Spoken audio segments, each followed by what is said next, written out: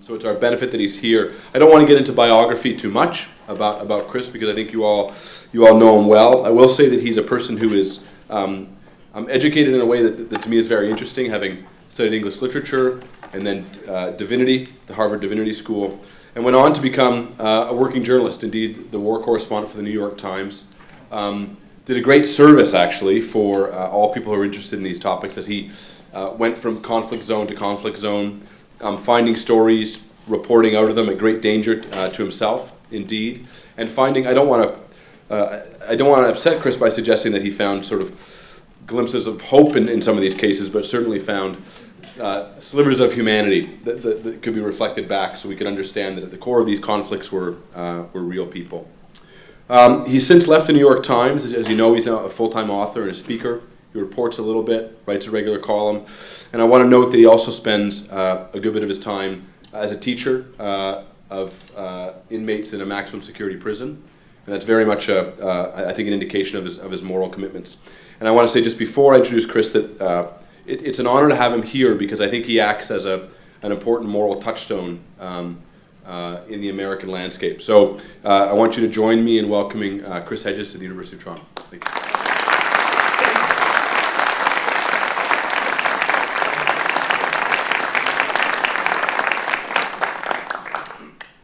Well, let me first thank you for removing the last remnant of George W. Bush from North America.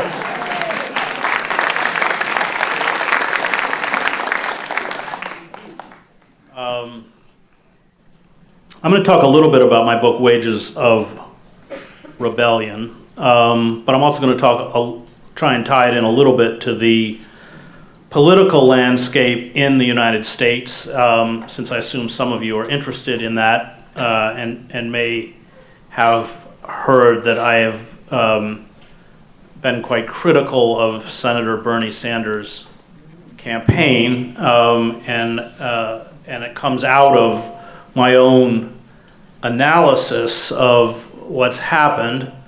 I'm a great fan of John Ralston Saul's book, Voltaire's Bastards, and John, I think, correctly describes what we've undergone as a kind of coup d'etat in slow motion. I was actually at his house last night watching the election returns and getting commentary on you must know every parliamentarian who's running in Canada.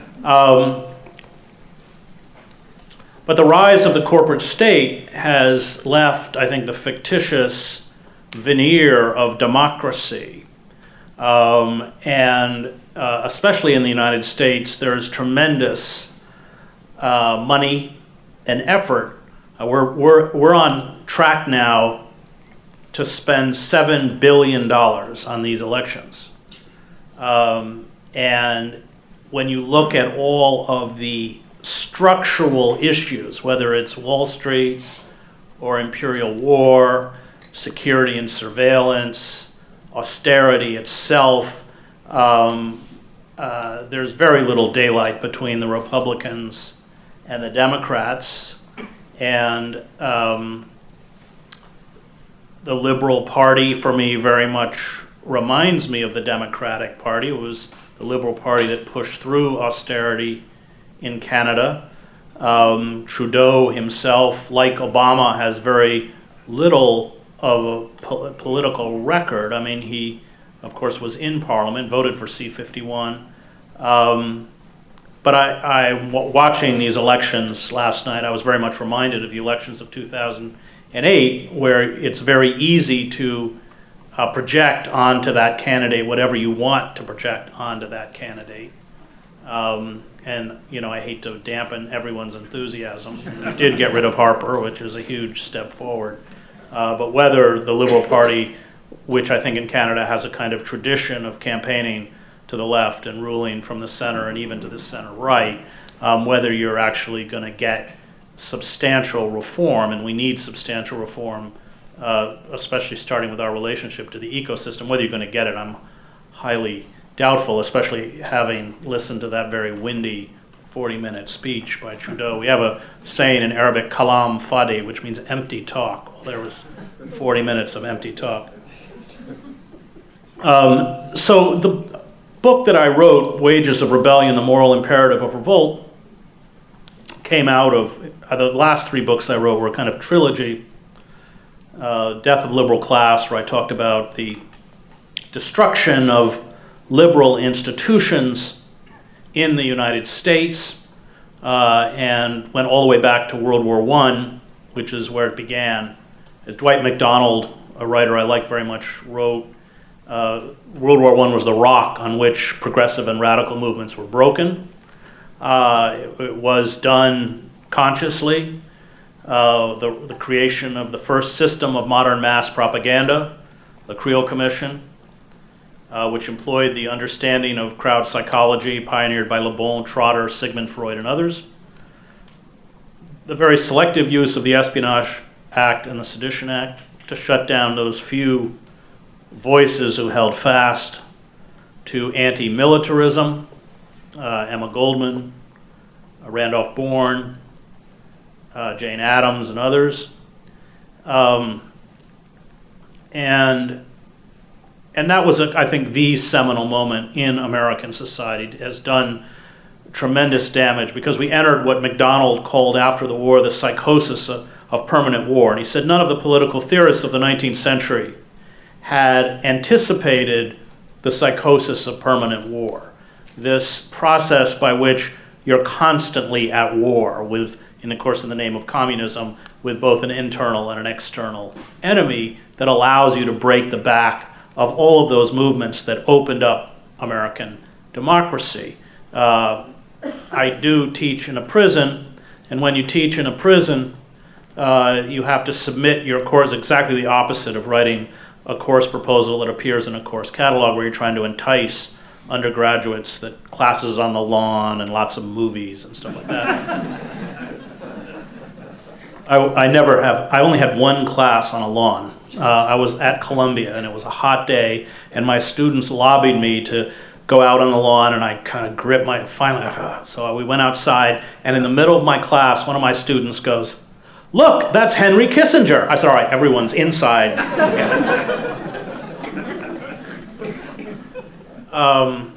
And I had written this proposal to teach American history, which has to be approved by the prison authorities. So it was, of course, as banal as possible, 3 branches of government, our Constitution.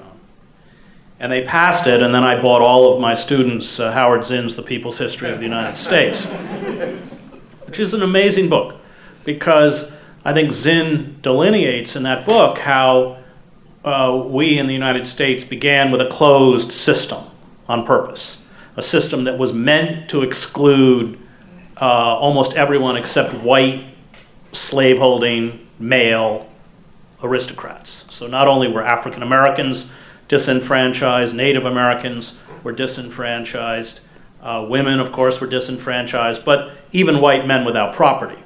And so when you read that chronicle, and he goes all the way back to the Shays Rebellion in Vermont, where people rose up, and you see how it was a long and very bloody battle. I mean, this is also another difference between the United States and Canada, in that we are a deeply violent culture, and you can see it in the kind of nihilistic rage, which is, we've had 46 or 47 school shootings this year. The amount of violent death, not only between the citizenry, but of course the indiscriminate use of lethal force on the part of a militarized police, I think is a symptom of a society in deep moral and physical disintegration. And unlike Canada, that history of vigilante violence goes all the way back to the slave patrols. We have always had kind of quasi, not official, but quasi-tolerated paramilitary forces that have carried out the dirty work of the state. And when you look actually at westward expansion, and Canada cannot hold its head high, given what it did to First Nations people, but compared to the United States, where we killed 95% of our indigenous people, you see that often those massacres were not actually carried out by the U.S. cavalry, of course, on behalf of the timber merchants and the railroads and the mining concerns, but were often rogue militias. I mean, the Sand Creek massacre, where Black Kettle and who died, he had been given a flag by the U.S. president to put outside his teepee, were all massacred by militias out of Denver, run by a guy named Carrington. That's always been part of America's DNA. We had the bloodiest labor wars in the industrialized world. Hundreds of American workers were murdered, again by vigilante groups, Baldwin Felts, Pinkertons, gun thugs, private militias that were raised by factory owners. Tens of thousands of American workers were blacklisted, and driven out of company towns. That vigilante violence, which of course has been part of the experience of African Americans since their arrival as slaves, whether it's Jim or Jane Crow, the Klan, the White Leagues, the current system of mass incarceration, the system of omnipotent policing that infects now marginal communities. It's all part of a very frightening continuum. And these groups serve a function, and always have served a function, in American capitalist society, and that's to carry out perhaps the dirtiest kinds of forms of killing, for instance, the terror of lynching. And Zinn, throughout the chronicle of that book, makes, I think, a very key point, and that is that it was only the radical and the progressive movements, the suffragists, the labor movement, of course, the old Communist Party, the anarchists, including the Wobblies, which had organized hundreds of thousands of American workers, which expanded the space. And after World War I, and on the eve of World War I, those movements were quite powerful. And after World War I, in the name of the war on communism, or this psychosis of permanent war, we began to be rolled backwards. Just to give you a kind of context for where we've ended up, and debilitated, and all of those spaces once again began to close. Roosevelt, with the breakdown of capitalism, there's actually a 1930 letter right after the crash that Roosevelt wrote. And in it, to a friend, he said, we have to enact substantial reform if we're going to prevent revolution. So in essence, Roosevelt went to his fellow oligarchs and said, you have to turn over some of your money, or if you don't, you may lose all of your money. And Roosevelt says that his greatest achievement was that he saved capitalism. So this was a kind of, this notion, of course, history gets written in such a way that it's the beneficence, largely of white, powerful men, when in fact, I think as Zinn points out, it's something very different. It is the power of radical forces to force centers of power to respond through fear. Malcolm X understood this probably better than anyone. At the end of World War II, with the McCarthy hearings, that was it. Not only were the radical progressive movements destroyed, but the liberal institutions like the universities were disemboweled themselves. That's why Chandler Davis ends up teaching at the University of Toronto, one of our greatest mathematicians. He refuses to name names in front of the House Un-American Affairs Activity Committee, and spends 6 months, I think, in a federal prison, writes some mathematical treatise, and dedicates it to the U.S. prison system for housing and feeding him while he was doing his research. But at that point, it became a free-for-all. And then whatever reforms had been implanted in the United States by Roosevelt were dismantled, ending with Clinton's destruction of Glass-Steagall. And in Canada, you didn't have a banking crisis because Chrétien refused to allow corporate forces to tear down the firewalls between commercial and investment banks. But Clinton, in the service of corporate power, did, precipitating both our national crisis and the global financial crisis.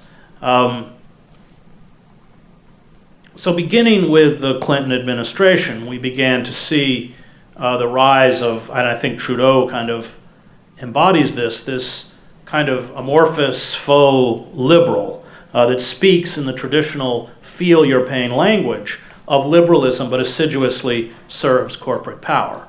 And the assault under the Clinton administration was devastating. NAFTA, the greatest betrayal of the working class in the United States since the 1948 Taft-Hartley Act, which makes it very hard to organize.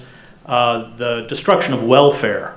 And under our old welfare system, 70% of the recipients were children. It's Clinton that explodes the prison population. Not only in terms of rewriting like the 3 strikes you're out laws and mandatory sentencing, but also physically investing hundreds of millions of dollars into building prisons.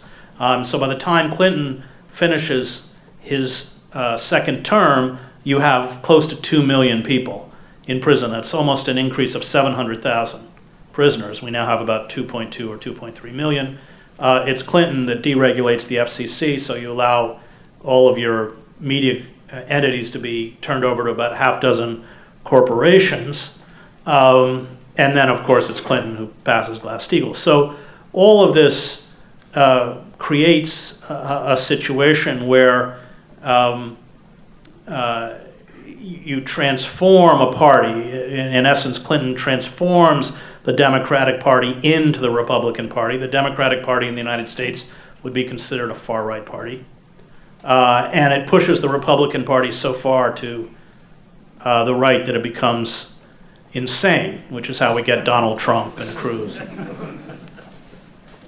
But these very buffoonish figures, and I'm not a political analyst, so I could be wrong, but I think that there are many, many people who feel, including Ralph Nader, who has very good political instincts, that Trump may very well be the Republican nominee for president. I mean, this is just a terrifying thought, and you have the Republican establishment working as hard as they can to destroy him.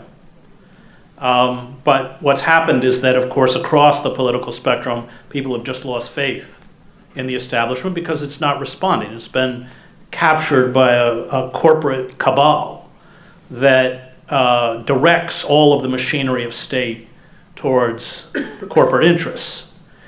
We've created what Matt Taibbi, in his very good book, Divide, calls a 2-tiered legal system where the vast majority of us live under one set of laws and regulations, but corporations write their own laws and regulations. You see it in the anti-fracking movement.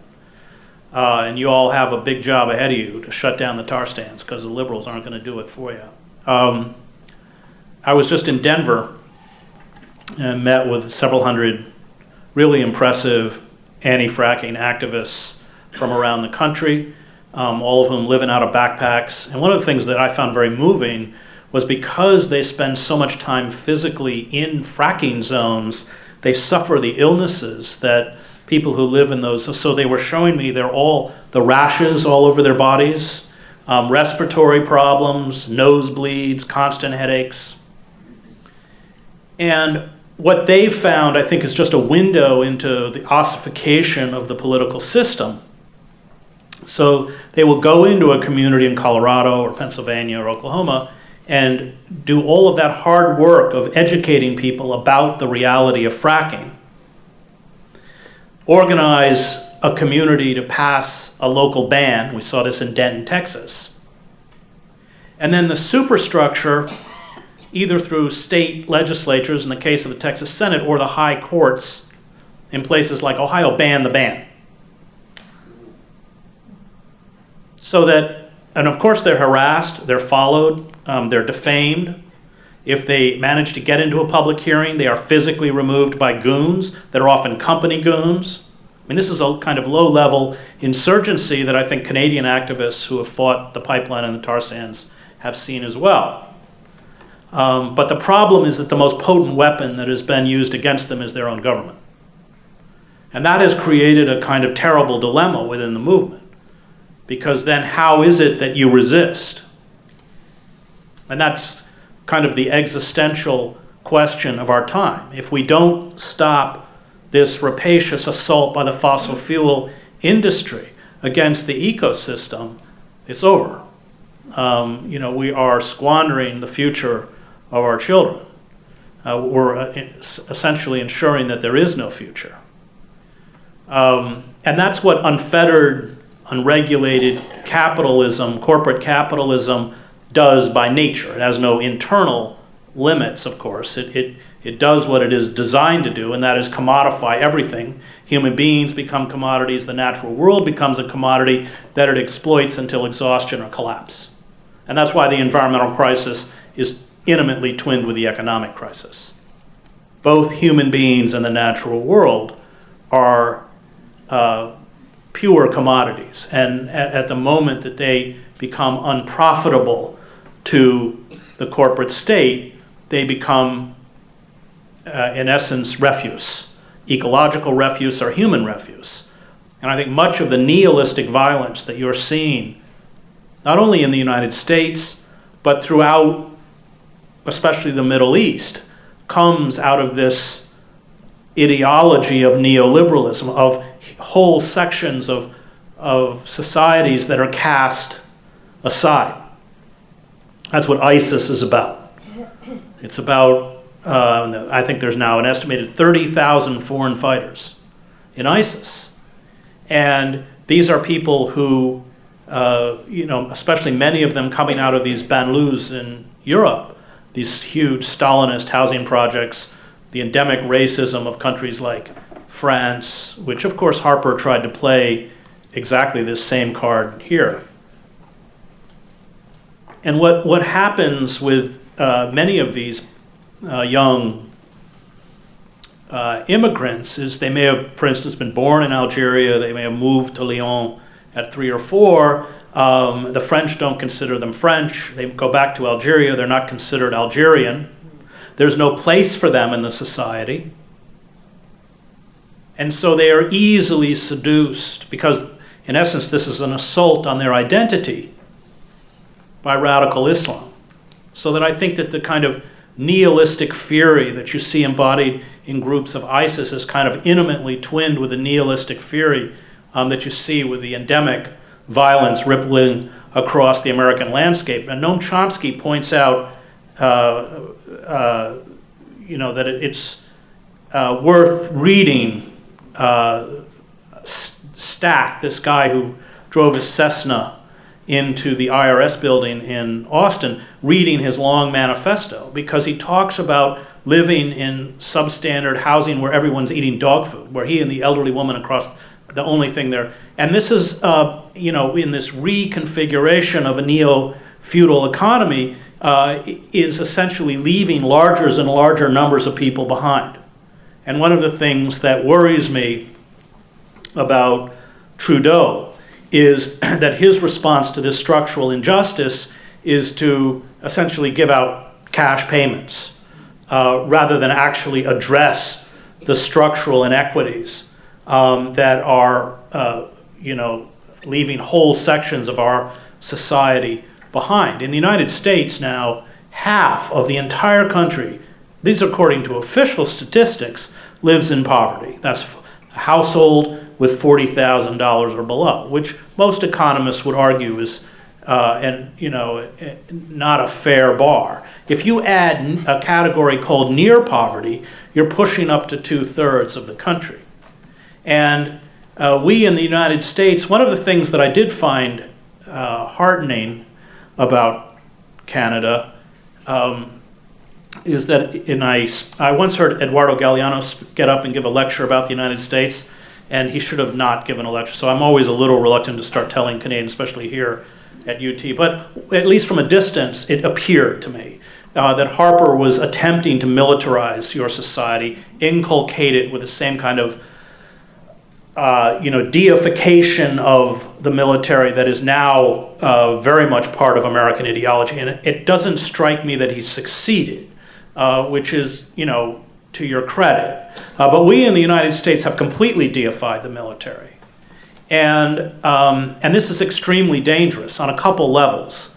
One, because the institution that is destroying or has destroyed American democracy and is ripping out civil society is the military and the war profiteers. And one of my critiques of Bernie Sanders is that you can't be a socialist unless you are an anti-imperialist and an anti-militarist. And there's not a weapons system that Bernie Sanders has ever stood up against.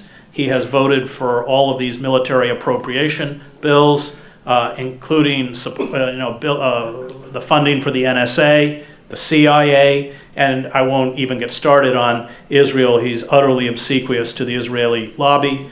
On a personal level, having spent so much of my life in Gaza, I'm just tired of selling out the Palestinians. They're always expendable, being the most vulnerable, and I just won't do it. But the military in the United States, officially the military consumes about 54% of discretionary spending. In reality, it's far more, because Veterans Affairs, which I think is $61 billion or something, is not counted. Our entire nuclear weapons program is not counted, and Obama just passed a bill where we are spending about $345 billion over the next 10 years to refurbish our nuclear weapons program. There's a good idea for you. As well as build 12 Ohio-class nuclear submarines, which cost $8 billion apiece. Now, I don't know how this is supposed to protect us in the age of the war on terror. As far as I know, ISIS doesn't own a rowboat, but that's not the point. The point is that the profiteers of war have completely captured the federal government and spending itself. So by best estimates, we're spending about $1.6 or $1.7 trillion a year on war. And everything else is being crushed and destroyed. You drive through American cities, many of you probably have, and it's just one wasteland after another. Our infrastructure is a joke. Our train system doesn't work. I take the New Jersey Transit train into New York, and there is actually, by the way, they just announced that they may have to suspend service. Hundreds of thousands of commuters every day take this train into New York. They may have to suspend service in the beginning of January because they've run out of money. And there is a moment on the track where it tips at a 30-degree angle. We're all riding. I don't want to dump on Bolivia because I used to live in Bolivia and I like it, but it is kind of like riding a train somewhere in the Altiplano. And there's nothing stopping it. There's no way we can stop it. Republican or Democrat, it makes no difference because of the rise of these faux liberals, and which I worry Trudeau is. And somebody can explain to me afterwards what the NDP's election strategy was on balanced budgets. It kind of mystified me. I was as far as I could tell, getting up and publicly slitting your wrists before the Canadian. Well, I guess that's what they did. The whole sort of ideology of neoliberalism is broken down. That's what's happened. And in this book, Wages of Rebellion, I talk, unlike Death of the Liberal Class or Days of Destruction, Days of Revolt, which I wrote with the great cartoonist Joe Sacco, where we went into the poorest pockets of the United States, these so-called sacrifice zones, to say, look, you better look at, we went to Camden, the poorest city in America, and not incidentally the most dangerous per capita, coal fields of southern West Virginia, Pine Ridge, South Dakota, where the average life expectancy for a male is 48. That is the lowest in the Western Hemisphere outside of Haiti. At any one time on Pine Ridge, 60% of the residents have neither electricity or running water. That's America. It's not an America that you're going to see or that they're going to show you. It's an America that's become invisible. as essentially we are mesmerized by our electronic hallucinations. But the country is collapsing, and as is of course like the global economy being reconfigured in a way where we're now, I think it's by next year, it's the top 1% will control 50% of the world's wealth. Is that something? It's close to that, right? And that's very much the United States. Incredible opulence next to phenomenal poverty. So I live in Princeton, New Jersey, which has become an enclave of the 1%, and you can drive 50 minutes away to Camden, where there are literally entire streets that have been abandoned, with trees coming up through the roofs, 100 open-air drug markets. They make nothing, and you can hear the sounds of gunshots. And of course, like much of America, it's completely segregated. 98% or 97% of that city are people of color. And so you're creating this phenomena, third world phenomena. I lived in Latin America for 6 years, and for a while I lived in Miraflores in Lima, which looks like Miami if you ignore the coils of razor wire on the walls. And you could walk 10 blocks away and people were literally living in ditches without, potable water, in shacks. And that's kind of what the United States is, that is what the United States is rapidly becoming.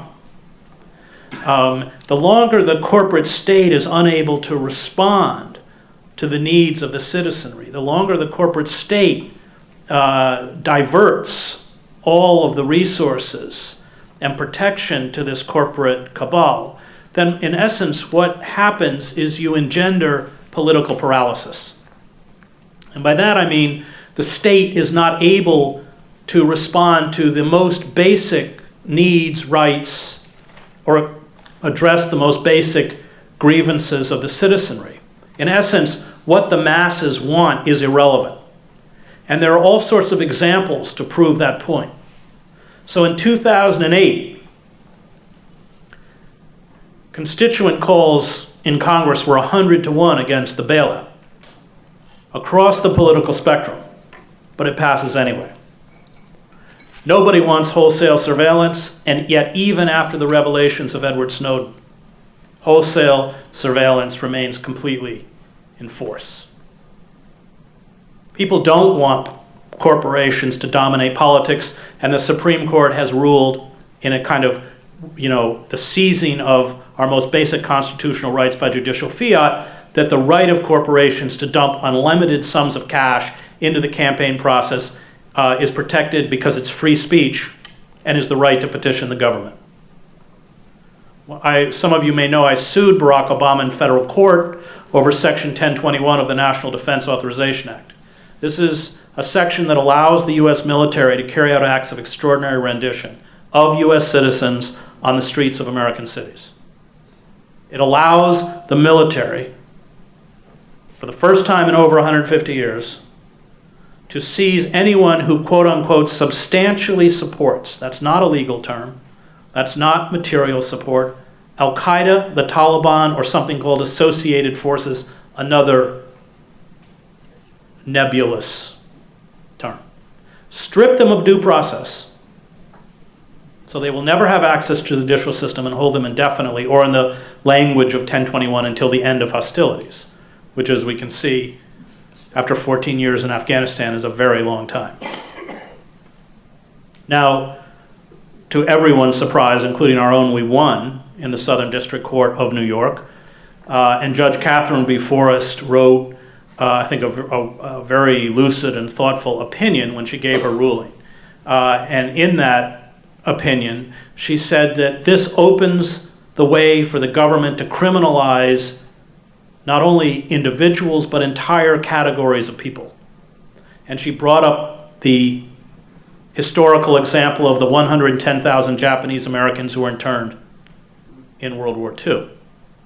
And the response of the Obama administration, I think, was a kind of perfect example of how we've lost the ability to protect ourselves. Now, it's clearly just as we have a right to privacy. These are black and white issues in the Constitution. But the courts run from it as fast as they can. And so the appellate court, which is the court right below the Supreme Court, actually what happened was she issued a ruling, and she issued a temporary injunction, meaning that the law was invalidated. And that was on a Friday. And by that afternoon, not only were the federal attorneys, but the attorneys from the NSA and the Pentagon were all in Judge Forrest's chambers. And they said that she had to lift the injunction, to put the law back into effect in the name of national security. And to her credit, she refused. 9 a.m. Monday morning, they were in the appellate court. The Second Circuit made the same request, and the appellate court unfortunately lifted the temporary injunction until the appeal was heard. And the lawyers and I began to wonder why. I mean, we knew they'd appeal, but why were they so aggressive? Why did they? And I think our conclusion was because they're already using the law.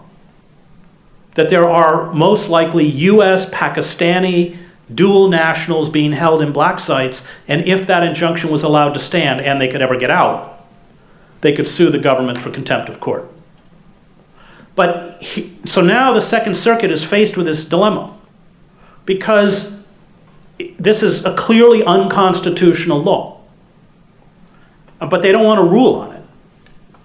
So we have our hearing, and they wait months. And during this time period, I was also a plaintiff in a Supreme Court case called Clapper versus Amnesty International. And this was where we were challenging warrantless wiretapping and surveillance. Now, this was before the Snowden revelations. And the government lawyers got up in the Supreme Court and said, the charge that the government is carrying out surveillance is quote unquote speculation. And if the government was carrying out surveillance against these plaintiffs, they would be told. And the Supreme Court believed them and threw the case out. And the Second Circuit said, look, Hedges doesn't have standing in Clapper versus Amnesty International. Therefore, he doesn't have standing in Hedges versus Obama, and they threw the case out. So it's law. But during this 2-year legal process, they conducted a poll, and they asked people whether they were in favor or against this section of the NDAA. It had a 97% disapproval rating, but it passed anyway. And what this kind of a system does, that is utterly unresponsive to the needs of the citizenry, is create not only a loss of faith in the system, but societal and political disintegration. So you have the rise of the Occupy movement. And, I know a lot of the occupiers like to think they were real radical. But what they were asking for were largely things that came out of the mainstream. Employment in the United States, a rational healthcare system, protection of the environment. And the response of the state was to physically erase the encampments. And this was a window into how the corporate state has lost the ability to respond rationally to what's happening within the country itself. Because a rational response would have meant a massive jobs program, especially targeted at people under the age of 25. It would have meant a moratorium on foreclosures and bank repossessions. Millions of families have been thrown out of their homes because they've been, they were fraudulently tricked into signing mortgages the banks knew they could never repay, and they couldn't control their interest rates, which, spiraled upwards. It would, mean a rational healthcare system and forgiveness of student debt. These all would have been rational choices, but the state was unable to respond rationally.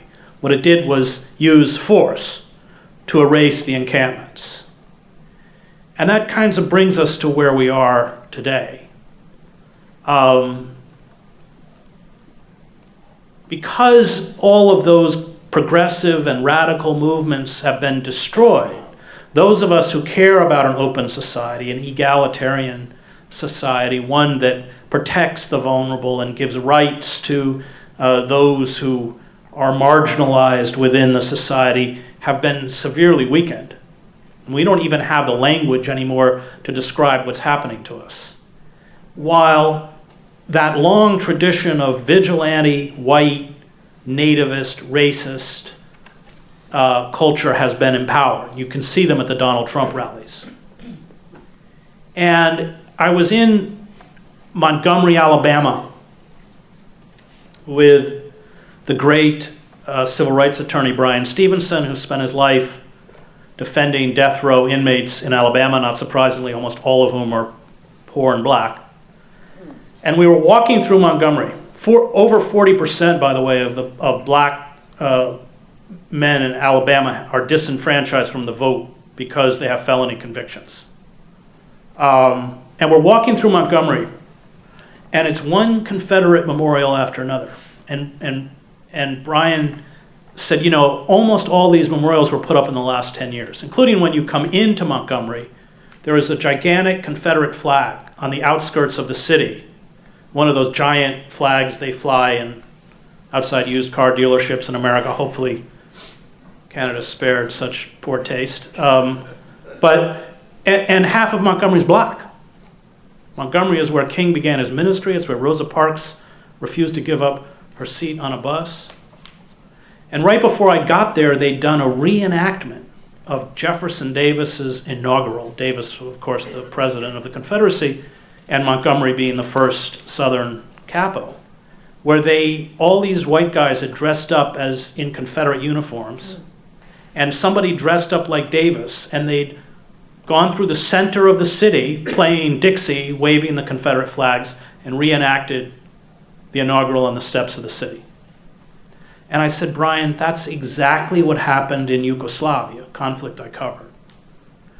That with the rise of an ineffectual, self-identified liberal political class and economic disintegration, people retreated into mythical narratives about who they were and where they came from.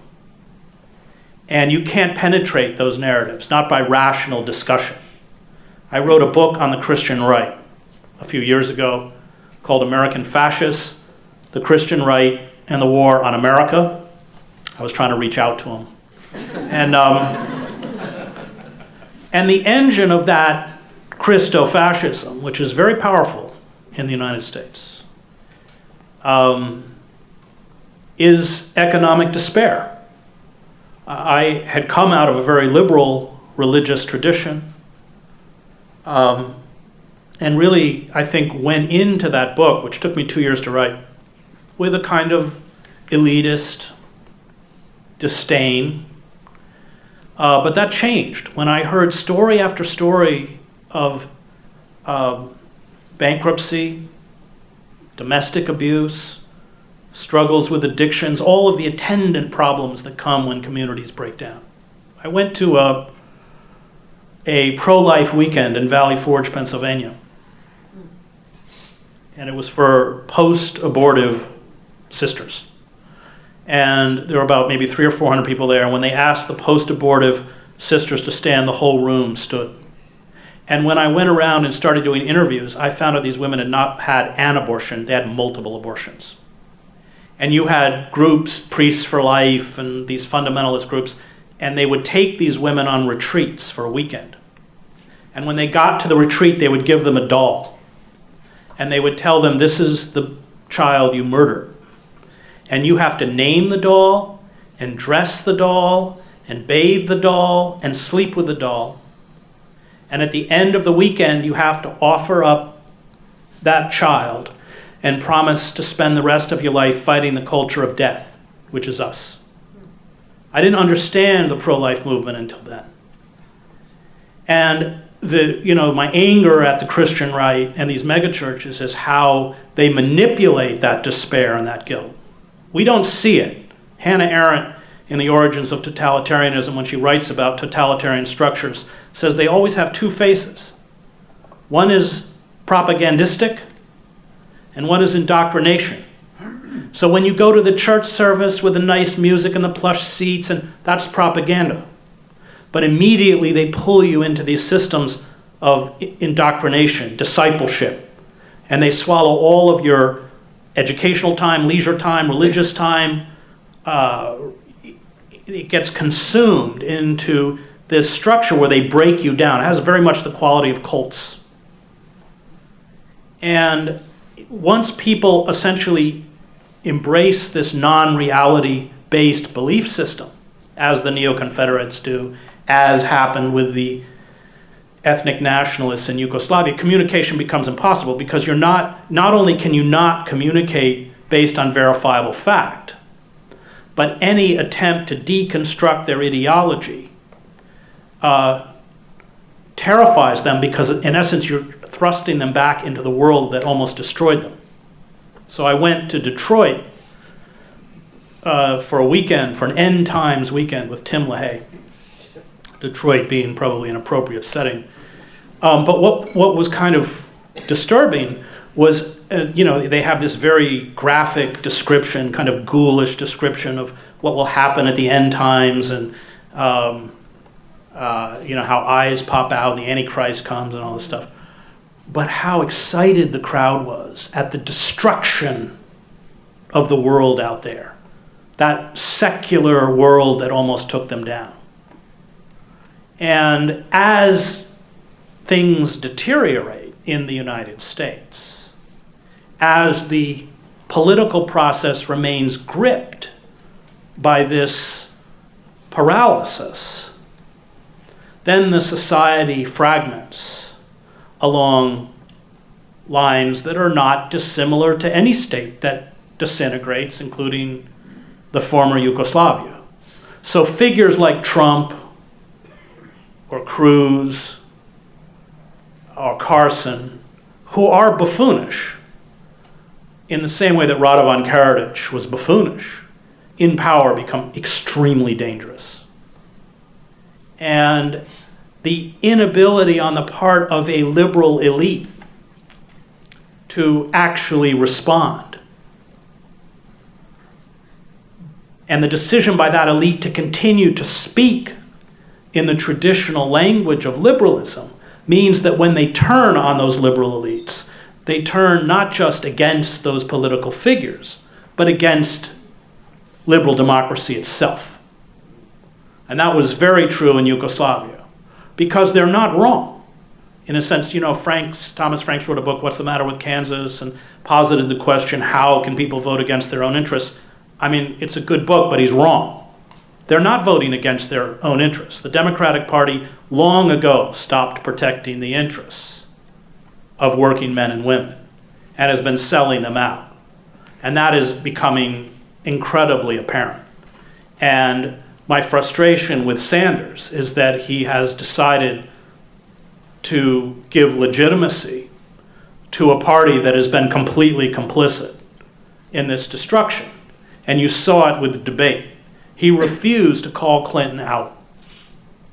Clinton, who, even in the silly thing like the emails. I mean, Clinton is defending wholesale surveillance of the American public, but feels she has a right to privacy. And unfortunately, this has been a long, kind of dirty arrangement with Sanders and the Democratic Party. He campaigned for Clinton in 92. He campaigned again for Clinton in 96. This was after NAFTA, after the Omnibus Crime Bill, after the destruction of welfare. He knew. I worked with Ralph and on his campaigns, and in 2004 he was calling on Ralph to step down, not to run, and everyone should support Kerry. He has seniority in the Democratic caucus. He has been the major impediment to a third party in Vermont, and the quid pro quo is that the Democrats will not run a serious candidate against him. And so my fear is that, I think he's raised $23 million, that all of this money, all of this passion gets funneled back into that black hole of Democratic politics. The system is completely gamed. The last genuine candidate we had in the United States in the Democratic Party was George McGovern, the last real insurgent candidate. And not only did the Democratic establishment destroy him, but they rewrote the rules so that it would never happen again. And since then, these have been coronations. And the Clinton machine is going to make sure there's another coronation, which means that I expect to see Sanders out there campaigning on behalf of Hillary Clinton. And the reverberations of that are going to be seismic, because it's just one more snuffing out of hope through legitimate change. All of my energy now goes into the building of movements. I was just with these anti-fracking activists in Denver from around the country. Before that, I was with members of the boycott, divestment, and sanction movement, which I support, against Israel, and who are trying to take Israel down school by school, church by church, pension fund by pension fund. The struggle to raise the minimum wage, Black Lives Matter, which is a very important movement in the United States, and I know there's a movement of similar against carding here in Toronto. One of the things about all of these movements, they're youth-driven, and they totally get it. So when the established black leadership, Jesse Jackson, Al Sharpton, came to Ferguson and Baltimore, they were booed out of the city. These people, they totally understand. But they also understand that the system is utterly gamed against them. And, we have to, I write in Wages of Rebellion that perhaps the most daunting existential struggle of our times is to accept the reality of what's before us because it's bleak, and yet resist anyway. Anyone who reads climate change reports, every new one I read is even more dire than the last. If we stopped all carbon emissions today, we would still have catastrophic effects of climate change. And the latest reports are saying, everybody had assumed that there would be a linear progression to climate change, i.e. every year would get a little hotter, and they said that's probably wrong, that it will be a non-linear breakdown, so that entire systems will begin, ecological systems, Gulf streams and everything will begin to fall apart, which, by the way, mirrors how societies break down. So you have the facade of the superstructure, and that facade appears solid, but internally the structure itself is decaying and rotting, so that when it comes down in a kind of dizzying spiral. And that was true in all the revolutions I cover in Eastern Europe and everywhere else. Alexander Berkman actually wrote a really good essay about it, called The Invisible Revolution, where he said that when a revolution takes place, you never see it. It's all about people losing faith in the ruling ideology, whether it's the reign of the monarchs or communism or whatever, and that people only see it when the structure itself. But that process is, he likens it to boiling water in a kettle. And I think that's right from my own experience.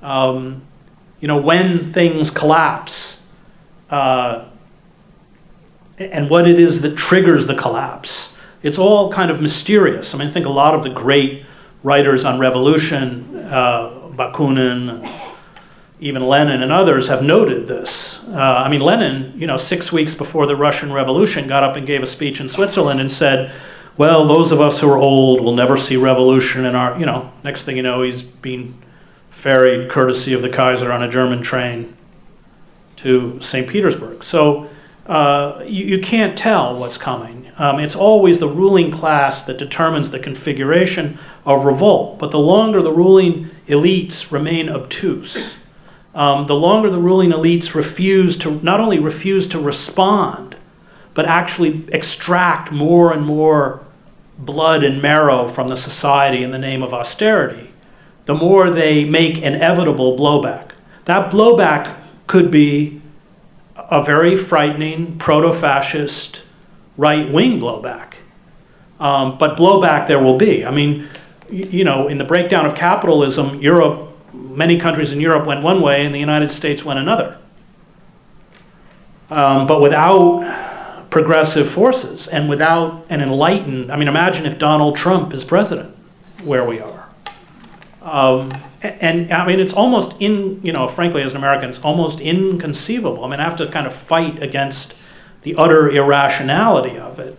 And yet, if you look at all of the indicators, it is not totally out of the realm of possibility. He has fierce and strong support from a beleaguered, white, racist, angry class. And that gets, to this issue of how do we stand up? And as somebody who spent 2 decades of my life as a war correspondent, I understand the poison of violence very well. And it's something I fear. I'm not a pacifist. I was in Sarajevo during the war. We were surrounded by the Serbs, 2,000 shells a day, constant sniper fire, 4 to 5 dead a day. We knew that if the Serbs broke through the trenches, 1/3 of the city would be slaughtered. The rest would be driven into refugee and displacement camps. That wasn't conjecture. That's what happened in the Drina Valley. That's what happened in Vukovar. Nobody sat in a basement in Sarajevo and decided to strike up a conversation about pacifism. And yet it doesn't save you from the poison of violence. You become as infected as those you oppose. Nietzsche got that right. So there could be a point. I mean, we've had 27 assassinations, and I'm not talking about confrontations. I'm talking about cold-blooded assassinations of law enforcement officials in the United States this year. And I hope that's not a pattern. But given the level of violence, given the level of rage, given the level of frustration, and given the level of the access to weapons, 1.5 million AR-12 automatic assault rifles. We don't actually know the number because they don't have figures. We're guessing. We have to stand up while there's relative stability. We have to carry out sustained acts of civil disobedience. I'm not naive enough to tell you that we're going to succeed. It's a moral imperative. We rebel finally not for what we can achieve, but for who it allows us to become. I have 4 children. I may fail, but I at least want my children to look back and say, he tried. I don't like going to jail. Jail's more time than I care to donate to my government. But we have no option left. And you in Canada, if you're gonna, the tar sands is not a Canadian issue, it's a global issue. And if you can't stop these pipelines and you can't stop the tar sands, it's like lighting a match to planet Earth. And I speak to the pipeline activists because most of these pipelines now are running down through New England. And they're very frustrated because political officials are not responding. I was with a bunch of anti-pipeline activists in Boston, and they're getting ready now for huge construction through a suburb of Boston called Roslindale. And they said, we don't know what to do. And I said, well, I don't know that there's anything left. I think you have to buy old cars, and when the construction equipment comes, you have to block the roads, take the battery out of the cars, and walk away. I think that is only that kind of civil disobedience, non-cooperation, obstruction that has any hope of saving us. Whether we can save ourselves or not, I don't know. They're ready. There's wholesale security and surveillance for a reason. There's C-51 for a reason, and it, of course, disturbs me deeply that Trudeau voted for it. They're prepared. They've run scenario after scenario on disintegration, especially from climate change. They know that segments of the population will become restive, and they're ready to go. They have militarized the police in Canada just like they have in the United States. It is a moral imperative. We, if I speak of my generation, have failed. The generations that are coming after us. And we especially have a responsibility to stand up and fight back, even if we fail. Because in the end, I don't fight fascists because I'll succeed. I fight fascists because they are fascists. Thank you.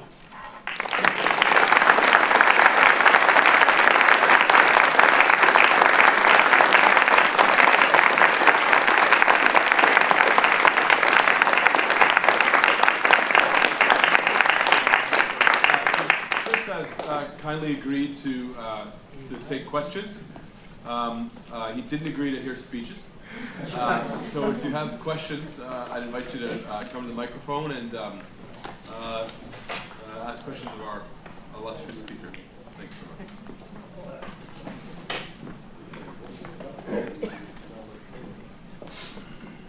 In teaching in the prison, how many students would you have in those classes? And do they have access to books in prison, in the U.S.? Well, that's a good question. So I usually have about 28 students a class. I started teaching before there was a formal college program. It was a friend of mine who's the head of the history department of the College of New Jersey. So we would teach semester-long courses. We bought the books ourselves. And then we would give them certificates, which had no academic validity, but just to say that they'd done the work. Subsequently, people organized and pushed a bill through the legislature in New Jersey that said that if college credit courses could be offered, prisons had a responsibility to make them available. The problem is, now I'm teaching actually Chekhov this fall in a supermax prison. In the supermax prison, they throw up all sorts of rules, like the students have to be shackled when they come to class. We're not allowed to teach lifers because this is what they said, because they're going to die in here anyway. So they put up impediments to keep it out. I mean, I've taught at UT, I've taught at Princeton, I find in every class that I have a core of people who are just stunningly brilliant, filled with integrity, a thirst, a hunger to learn. That's kind of why I stay in. It's really moving, and of course they never had a chance. If you're George Bush and part of the oligarchy, you get chance after chance after chance. Doesn't matter whether you go AWOL from the Air National Guard or you're addicted to cocaine or never have a job till you're 40. But in there, and the sentences are insane. I mean, I have a student, one of my best student, my only A+ last semester. He was imprisoned at the age of 14. He was charged as an adult for knifing. They kept him at 14 in the police station until 2 or 3 in the morning. He was crying. He wanted to go home. They said, just sign this, you can go home. It was a confession. He signs it. On the basis of that confession, they charge him for the crime. They hold him for 2 years as a 14-year-old boy on the upper floor of the county jail with those who have felony charges. He's convicted. He's not eligible to go before a parole board until he's 70 years old. And that last class I had with him, he waited for me. And if I would mention a book like Wolin, he would get it. That last class, he said, he waited till everyone left the class. He said, I know I'm going to die in this prison, but I work as hard as I can so that one day I can be a teacher like you. It is so powerful. I helped them write a play a year ago. We were reading drama. I teach something different every time. It's kind of more work, but more interesting. So I was teaching August Wilson and Amira Baraka. And I said, okay, every week we're going to write a scene. And so I got that first week back, and I had 28 papers, and those papers always have that kind of musty smell of the prison. I'm reading through, I hit one that's brilliant. I read a couple, and I had 4 or 5 incredibly talented writers. And that went on for a couple weeks, and my wife, who's an actress, went to Juilliard, Canadian, from Scarborough, although she says she's from Toronto. I said, I think I might be able to do something with this. And so I was supposed to be writing Wages of Rebellion. I didn't tell this to my publisher. I dropped the book. And I could only add another class each week by telling the prison authorities that certain members of my class needed remedial help. So I just submitted the whole class. I remember telling the class, they said, okay, well, we've got another night. I've submitted. They said, how many of us? I said, all of you, which kind of pissed off the really good students. But we wrote that play over 4 months, which will be performed in New York next year, and it was all autobiographical. And I would give assignments. So one week I said, I want you just to write a dialogue with your mother. Just remember a moment when you were sitting quietly with your mother. And one of my students came up and said, well, what if we're a product of rape? And I said, well, Timmy, that's what you have to write, which ended up being incorporated into the play. And it's the scene of where he's in a car in Paterson, New Jersey with his half-brother. They're pulled over by the police. There's a weapon in the car. And it belongs to his half-brother. If nobody claims the weapon, they're all charged with weapons possession. So Timmy says, it's mine. And what he related was the phone call to his mother from the jail that says, it doesn't matter, Ma. I was never supposed to be here anyway, and you have the son you love.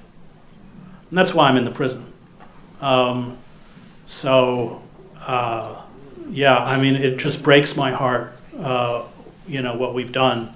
And of course, it's a business, like everything. These bodies are worth nothing on the streets of our cities, but put them in cages and they can generate $40,000 or $50,000 a year for prison contractors and for-profit phone companies and for-profit commissary companies. And they don't give you shoes when you come into New Jersey.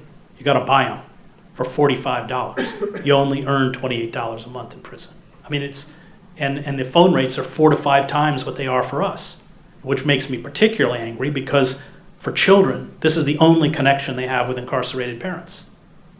I mean, it is so sick. And in a way, you've got to go into these communities where people are completely vulnerable to understand how predatory and evil these corporations are, which is very much why Sacco and I spent 2 years in sacrifice zones around the country, because we said, look, we've all become one big sacrifice zone. And you better look at what they've done to the weak and the poor and the forgotten, because that's what they're going to do to the rest of us. Nothing's going to stop them unless we stop them.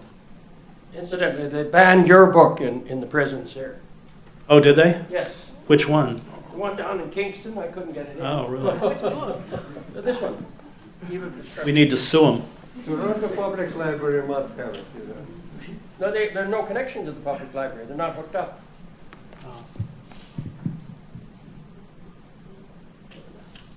Okay.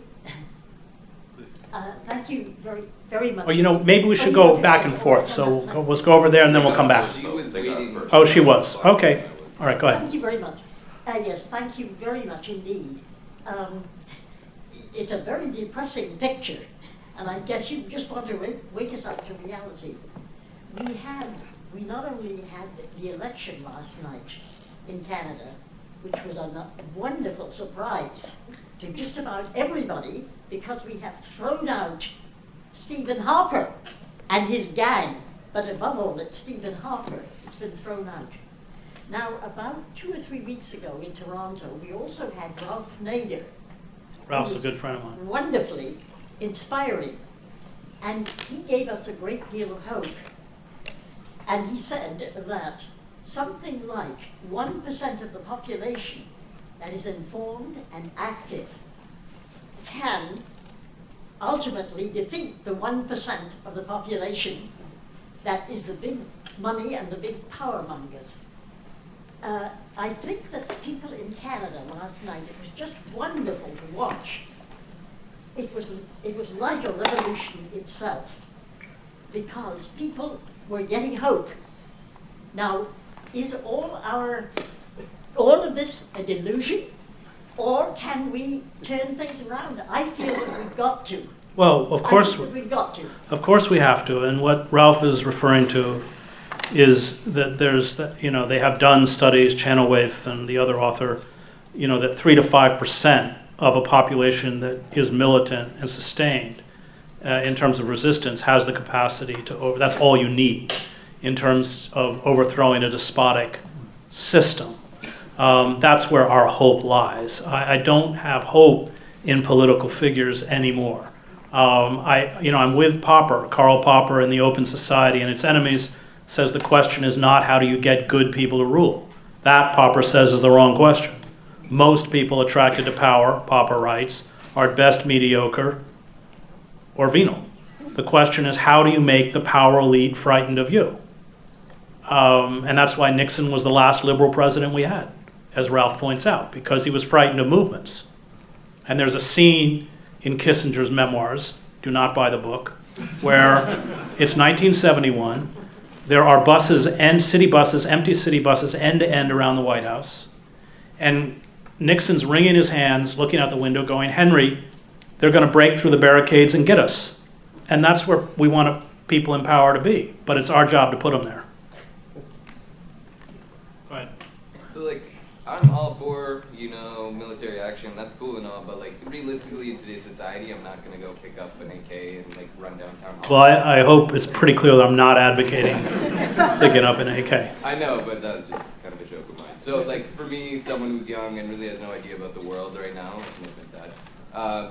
Where do I start to kind of go against this wheel that's been turning for ages before I was even created? Right, movements. I mean, the anti-tar sands movement. You've got some good movements in Canada. Idle No More. The Quebec students movement was very impressive. You're kind of ahead of us, actually. I would invest my time in those movements of resistance. Now, just those ones seem like more of like very, I don't know, grassroots and don't really seem like they have effect on actual change. I mean, like, where should you generate the power from? Is it from gathering people who are No, like from all, it's from below. All power comes from below. That's the problem we've forgotten. I mean, the problem we've forgotten on the left is that it's not our job to take power. It's our job to hold power accountable. We have to build movements. And we have to build militant movements that hold fast to that moral imperative. Until he was assassinated in 1968, the most powerful political figure in America was Martin Luther King. Because when he went to Selma, 50,000 people went with him. And that's what we got to rebuild if we're going to save ourselves. That's it. I mean, you can watch Trudeau all you want on the TV screen. He ain't gonna help you. Thank you. You mentioned Le Bon. Yeah, You didn't say anything about his book, Le Crowd. yeah. And to blame Le Bon for the mass propaganda methods is like blaming Thorsten Veblen for a conspicuous No, I'm consumption. not blaming him at all. I mean, in your presentation, it sounds like a blame. You said No, I we said got they propaganda out pioneered. of Freud and Right, Le Bon. they understood that people were moved not by fact or reason, but by the skillful manipulation of emotion. So they took the understanding of crowd psychology that Le Bon, Trotter, Freud, and others wrote about, and they used it to create the system, the first system of modern mass propaganda. So that Edward Bernays, the father of modern public relations, after the war writes his book Propaganda, which becomes Goebbels' seminal text. You may use insulin to kill people. What? You may use insulin to actually kill somebody. I'm not blaming it them all. doesn't. But I have actually a question. All right. I have a problem with people like you, Noam Chomsky. You seems to be don't believe in, I love Noam in Chomsky. lesser of two evils. You know, Huh? you don't believe in the principle of lesser of two evils. I mean, you can't accept that Democrats are not Republicans, that Roosevelt is not Hoover, and liberals in Canada are not conservative, and all the progressive legislation with Americans enjoy, maybe not in the same extent it used to be, was introduced by Democrats. Social Security, Medicare, and you know better. You go on and on and on. All the things which are opposed by Republicans, you know. So you cannot say that there is no point of voting for one party or another party is all the same, you know. What would be your answer to this question? Well, that's not what I said. I said... Am I deaf? No, that's not what I said. I said that what happened is the creation of a faux liberalism that embodied with figures like Clinton or Obama, that continued to speak in the old language of liberalism, but no longer served the interests of working men and women. That's different. And that, of course, I acknowledge that the reforms that Roosevelt passed did save capitalism. And when I spoke about the Occupy movement, Not just capitalism, let me finish. but And American people too. No, let me finish. I'm not going to interrupt you. Let me finish. And that the failure with the Occupy movement is that the state didn't respond rationally the way Roosevelt responded rationally. And the inability to address the legitimate grievances is an example of a system that has essentially been seized up and is in paralysis. That was the point I was trying to make. Okay. Obama is not George Bush, another thing. Obama's assault on civil liberties is actually worse than George Bush's. There are different. I want to thank you and your father for your moral leadership. I Can't hear you. don't know. Yes, we want to hear you, I can please. speak louder. I wanted to thank you and your father for your moral leadership.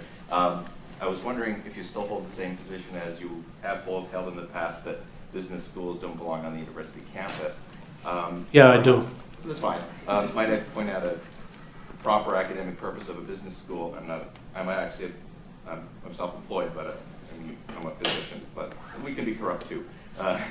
But my point is, isn't a proper subject to study for business school the abuse of power and corruption, and how that can be limited by ethical practices?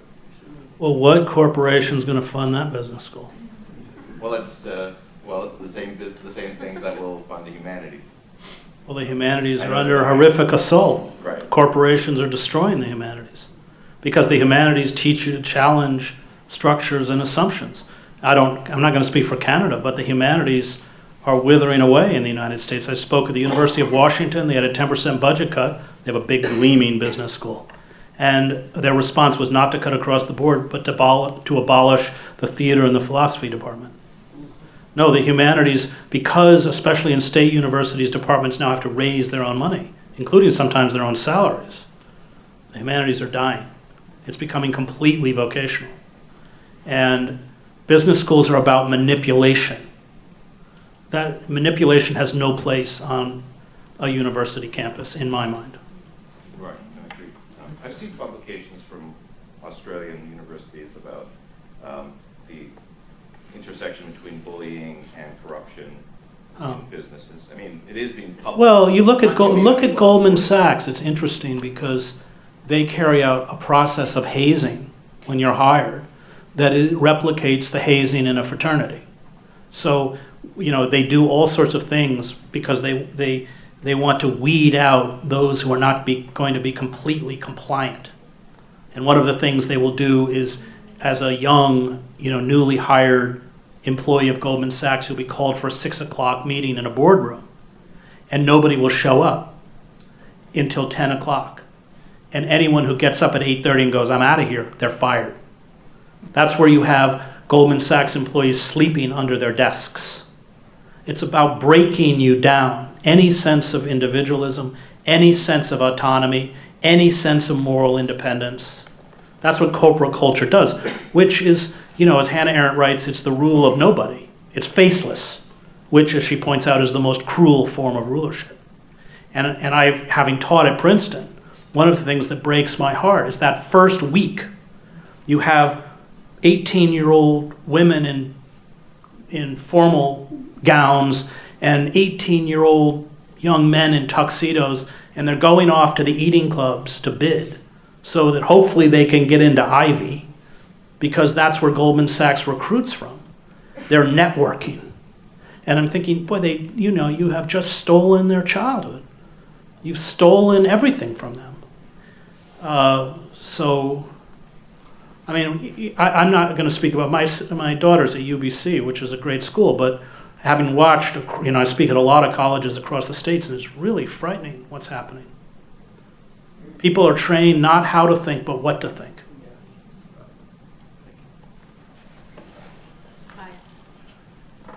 I think you finished on with a call to action. I know that you will correct me if I'm wrong. But for the sake of the questioner before, who made the joke about the AK-47, and for sake of all of those of us who want to be active but are discouraged in the face of what seems like insurmountable odds, can you talk a little bit, I know you can, about the role of faith in activism?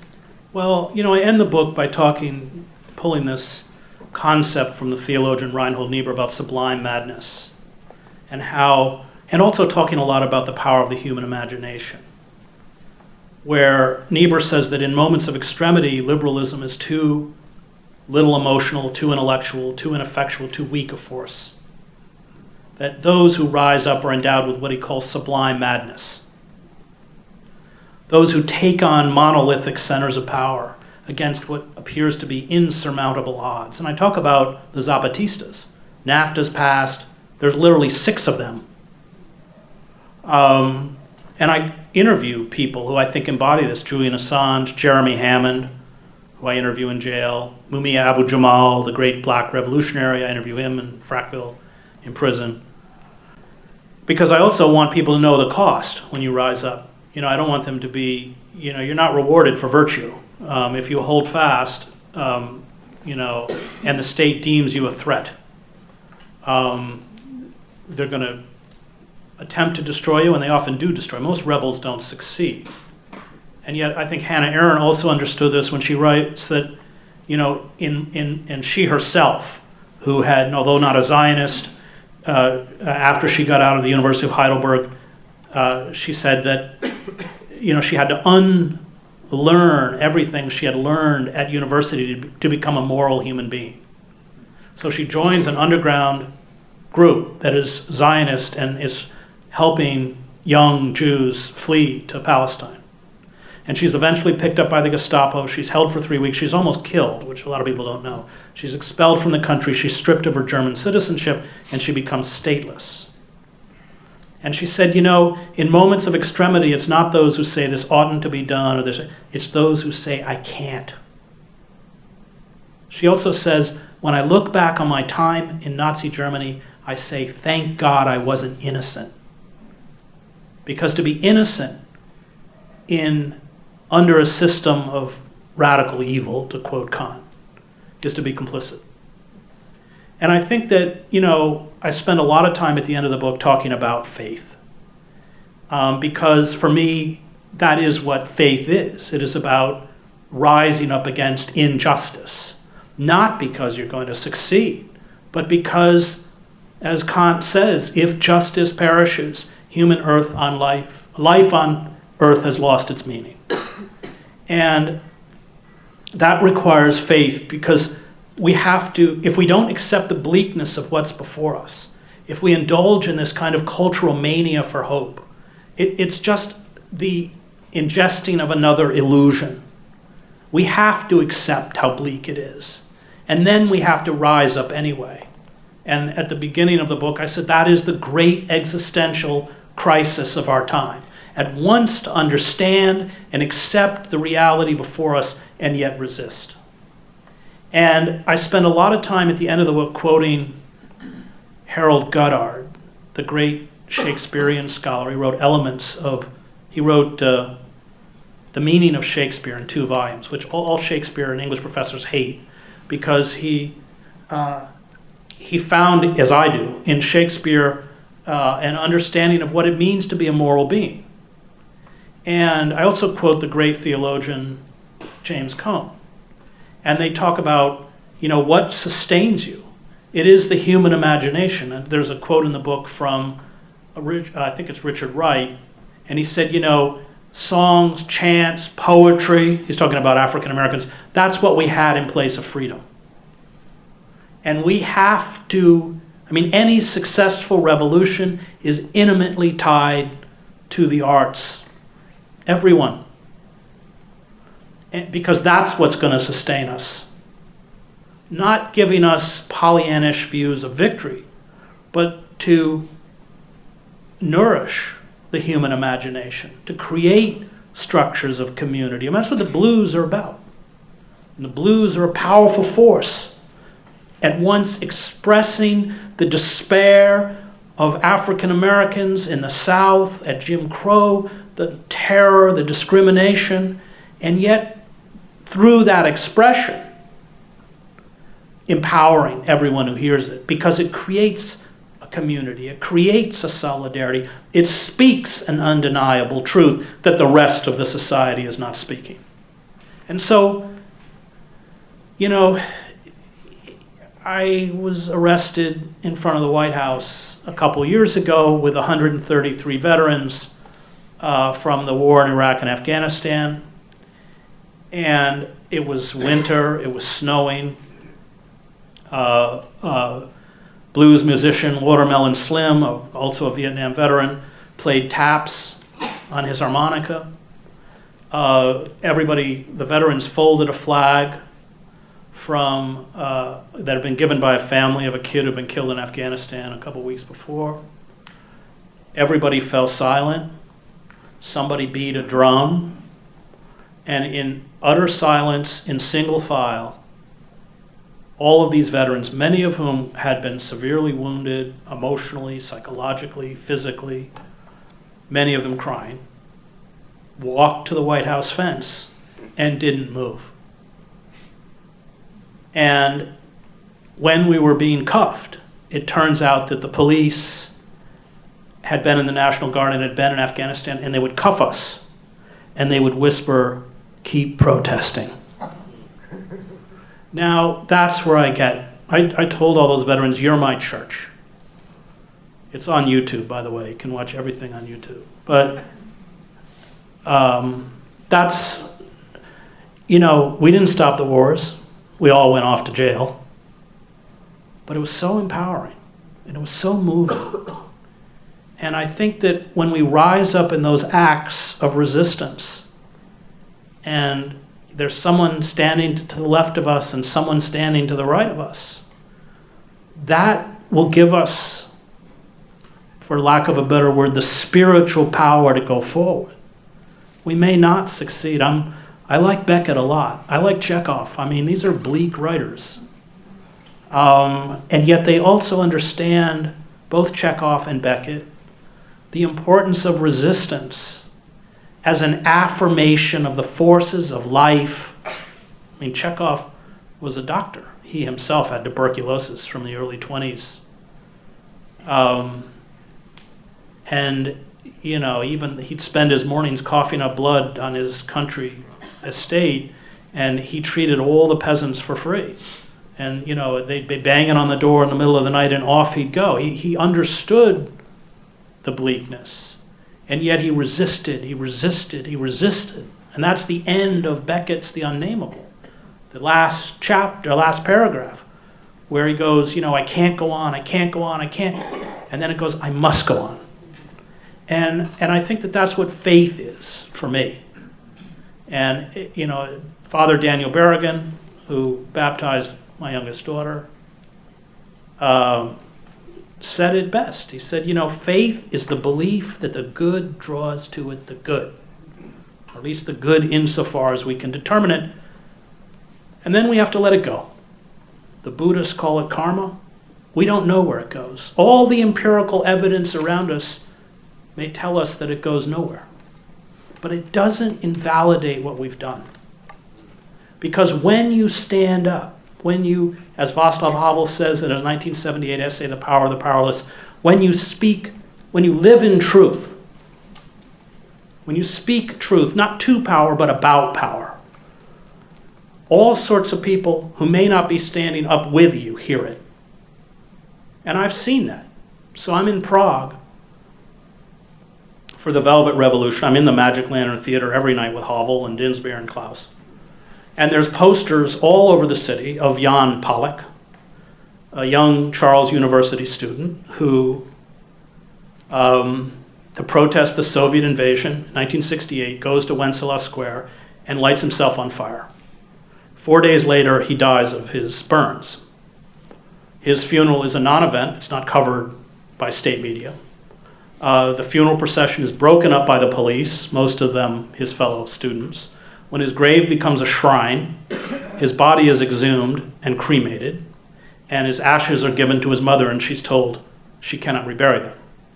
2 weeks after the government fell, the communist government fell, 10,000 Czechs marched to Red Army Square, and they renamed it Jan Pollock Square. That's the power of resistance. It has a moral power. I believe it has. I've seen it. I was in Wenceslas Square when Marta Kubasheva walked out on the balcony, 500,000 Czechs crammed into that square.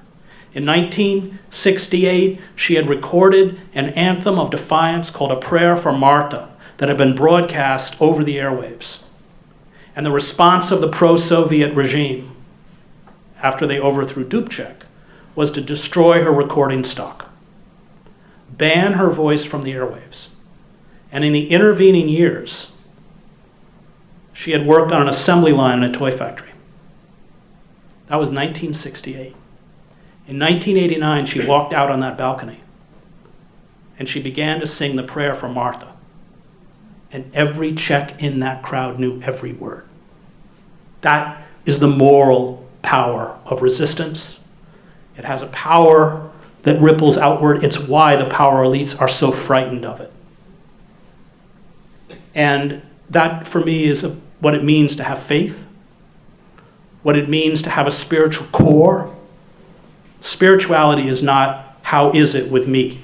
That's narcissism. True spirituality is, how is it with you? The stranger, the outcast, the demonized, the vulnerable. And if we reorient our lives away from ourselves to those who have less or those who have nothing, we will find a real spiritual life.